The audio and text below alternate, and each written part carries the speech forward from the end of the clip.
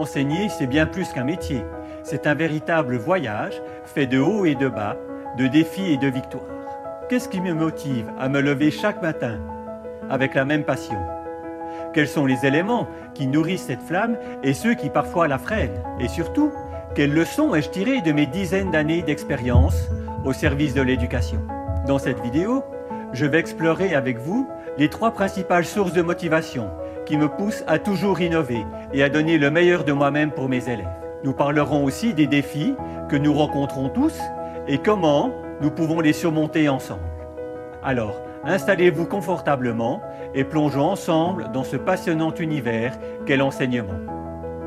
N'oubliez pas de liker, de vous abonner et de cliquer sur la cloche pour ne rien manquer des prochaines vidéos. Prêt? Allons-y.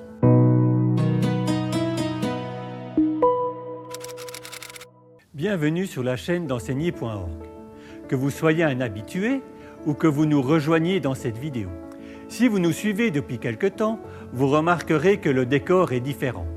Pas de studio, je tourne cette vidéo pendant mes vacances au chalet, profitant de cet espace merveilleux de nature pour cette vidéo quelque peu différente.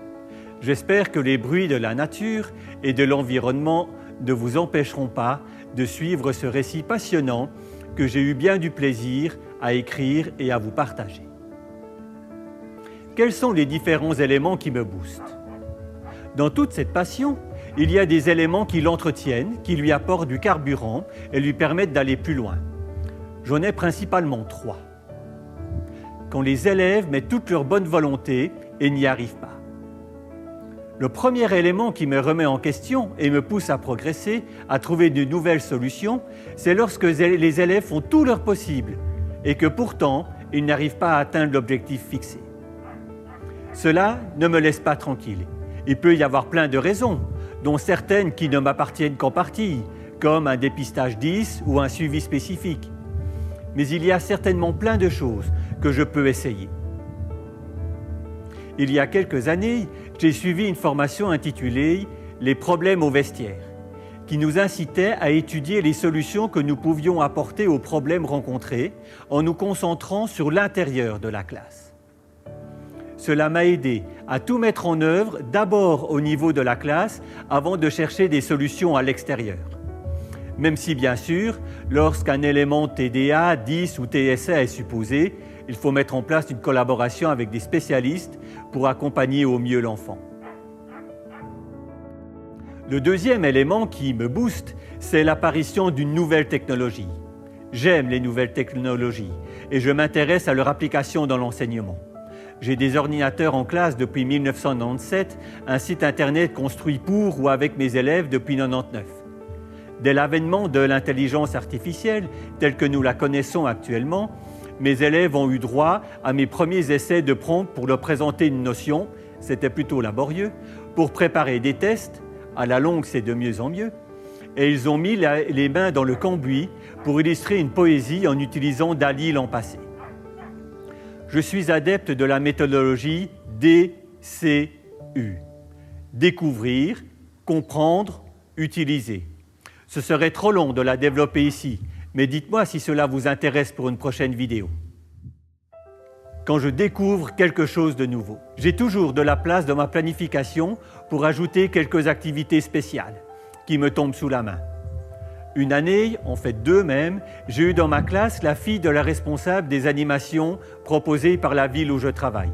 Il y avait pas mal de choses à tester et j'étais toujours partant pour essayer quelque chose de nouveau.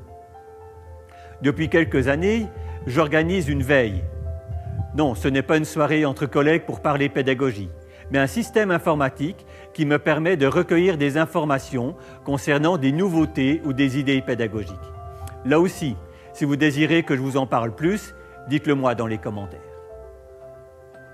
Certaines fois, ces nouvelles idées répondent à un besoin, à quelque chose que j'ai attendu de mettre en place, sachant que c'était nécessaire, mais qu'aucune forme connue ne me correspondait ou correspondait à ce que je voulais pour mes élèves. Comme par exemple pour le jardin des émotions, pour lequel je voulais quelque chose de simple, rapide, peu intrusif, mais qui permette régulièrement aux élèves d'exprimer leurs ressentis sans que cela prenne trop de temps ou que je les expose trop.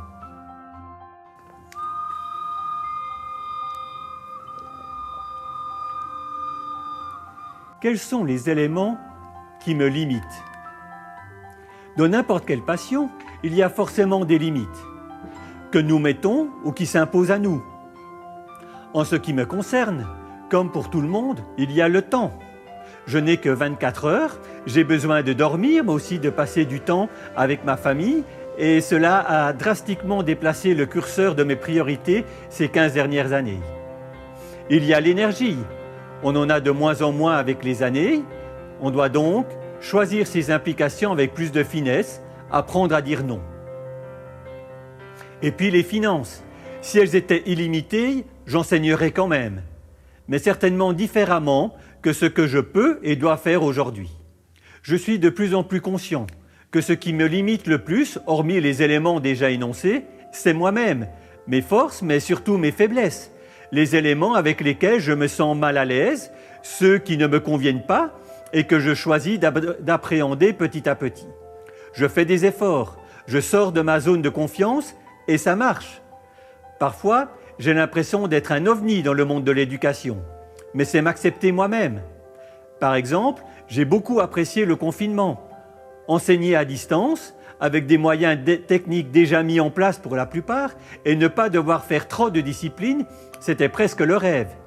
Oui, bien sûr, la proximité et l'échange avec mes élèves me manquaient. J'ai toujours peur d'être dépassé par les événements, mais je me soigne. Lorsque j'ai lancé mes premiers plans de travail et que j'ai dit aux élèves qu'ils pouvaient faire les activités dans l'ordre qu'ils voulaient, j'ai eu l'impression de lancer une révolution qui s'est poursuivie quelques années plus tard lorsque je suis passé aux ceintures de compétences. Moins de contrôle, de conscience de ce que chacun fait, moins d'uniformité mais plus de liberté. Ça m'a coûté une énergie folle et quelques insomnies. Mais quelle joie maintenant de voir ma classe fonctionner comme une ruche tous les mardis après-midi. Après 1 an et demi d'entraînement, ça ne vient pas tout seul. Les élèves passent d'enseignant en enseignant. Ils voient plusieurs manières de faire et c'est très bien ainsi. Mais pour notre développement personnel et pour le bien de nos élèves, remonter quelque peu nos faiblesses tout en explorant nos points forts ne peut qu'améliorer l'expérience de la classe. Que m'ont appris ces dizaines d'années d'enseignement? Les enfants changent. Nos méthodes doivent s'adapter. Proposer de nouvelles manières de faire tout en gardant le même objectif final. C'est une part de la différenciation. C'est ce qui m'a poussé vers les plans de travail et les ceintures de compétences. Les élèves cherchent la liberté, qui doit être encadrée.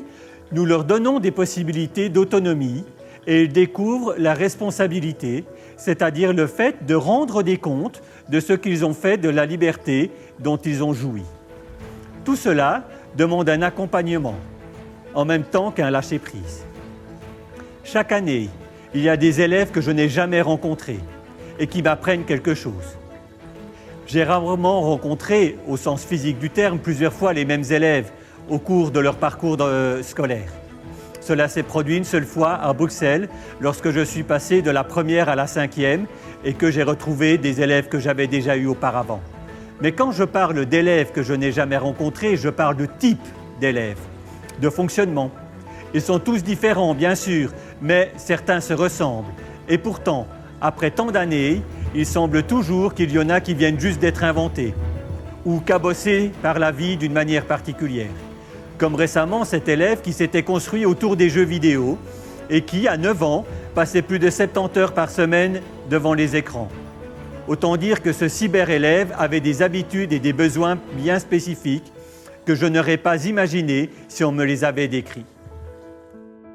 Considérez la forêt avant les arbres qui la cachent.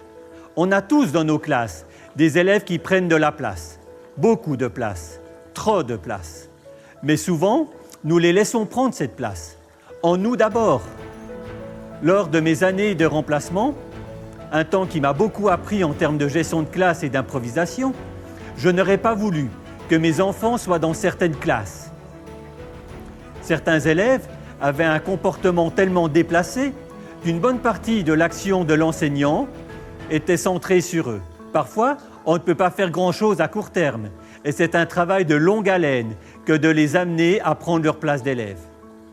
En choisissant de les ignorer parfois, mais surtout de mettre les autres élèves à l'honneur, de relever les bons comportements plutôt que les mauvais, nous pouvons aider ces élèves à reprendre leur place dans la forêt. Pendant des années, mon souvenir d'une volée pouvait se concentrer sur un élève qui m'en avait fait voir de toutes les couleurs. Maintenant, ce n'est plus le cas, non pas parce que je n'ai plus d'élèves difficiles, mais parce que j'ai choisi que je ne les laisserai pas sortir de la forêt, dans ma tête, dans ma conception de la classe, et que quoique leur comportement ne soit pas toujours approprié, ils ne prendraient pas toute la place. Choisir ses combats. De nombreux éléments demandent notre attention et notre énergie. Avec le temps, j'apprends à choisir ceux qui valent vraiment la peine, ceux qui seront porteurs sur le long terme.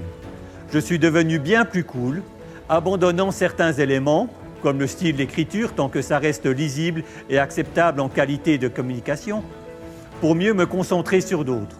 L'autonomie, les stratégies d'apprentissage, la qualité de la forme et du fond dans les travaux. Quelles sont mes aspirations profondes qui restent après 25 ans? Comment permettre à chacun de progresser dans les apprentissages, dans sa vie sociale, dans son autonomie et son organisation, et les enseignants aussi? Comment partager plus largement ce que j'ai découvert pour que d'autres le découvrent plus vite? Faire passer un message, accompagner, donner des outils et rencontrer les enseignants là où ils se trouvent. C'est ce qui m'anime actuellement. C'est ce qui fait qu'après 25 ans, je suis toujours un enseignant passionné. Je vous ai relaté en ces quelques minutes mon parcours d'enseignant. Un parcours presque comme celui de tout le monde. J'espère que cela vous donne quelques perspectives pour cette nouvelle année qui commence. Quelques apaisements, quelques défis peut-être aussi. Nos élèves progressent, nous aussi. Des éléments changent, mais au fil des années, nous découvrons ce qui reste constant, ce qui nous anime profondément et qui resteront jusqu'à la fin, ceux qui nous ont fait aimer ce métier. Faites ce que vous aimez, enseignez. Si vous ne l'avez pas encore vu, je vous encourage à visionner la vidéo « Si j'avais su », dans laquelle je vous partage 10 éléments découverts tout au long de ma carrière et que j'aurais bien aimé connaître plus tôt. N'oubliez pas de liker cette vidéo, de vous abonner si ce n'est pas encore fait, et pourquoi pas de commenter en expliquant peut-être ce que vous avez découvert, ce que vous avez apprécié, ce qui vous anime encore après une ou plusieurs dizaines d'années d'enseignement.